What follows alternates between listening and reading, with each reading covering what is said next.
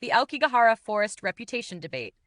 They say there's a place in Japan where silence feels alive, a silence so thick it presses against your ears, so complete it makes your own heartbeat sound like an intruder. And yet, the real mystery of this place isn't just what lies within the trees, but what the world chooses to believe about it. This is Aokigahara. At the base of Mount Fuji, where ancient lava once cooled into jagged fields, a forest grew, dense, tangled, and strangely muffled. Wind seems to vanish here. Footfalls disappear into moss. And compasses? They sometimes drift, confused by the iron-rich volcanic soil. To early visitors in the 1900s, it felt enchanted. Sacred. A place where spirits rested, not where danger lurked. But stories have a way of shifting the ground beneath them. As the decades passed, legends began to accumulate like fallen leaves. Some spoke of yurei, wandering spirits still tangled in unfinished stories. Others whispered of travelers losing their way among the twisting roots. None of these tales were new. They were pieces of Japan's long, rich folklore. But outside the forest, those whispers started to change shape. By the late 20th century, something strange happened. The world began rewriting the forest's identity. Media headlines painted Aokigahara as a place of pure dread. Films portrayed it as cursed, alive with malevolent forces.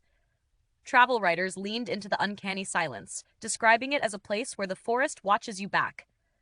And soon, a debate ignited, one louder than the forest was ever meant to be.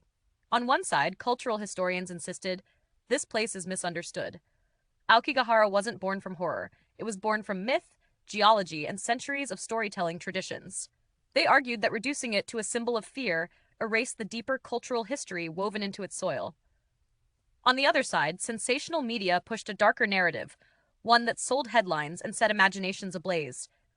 They claimed the forest was inherently eerie, inherently dangerous, inherently haunted, and in the center of it all stood the forest itself, unmoving, unchanging, quiet. Visitors who walked its narrow trails often reported something unexpected. Not terror, but peace. Rays of sun filtering through thick canopy, damp earth that smelled of rain, small wooden charms left at shrines, a sense of being held by nature, not hunted by it. So which version is true?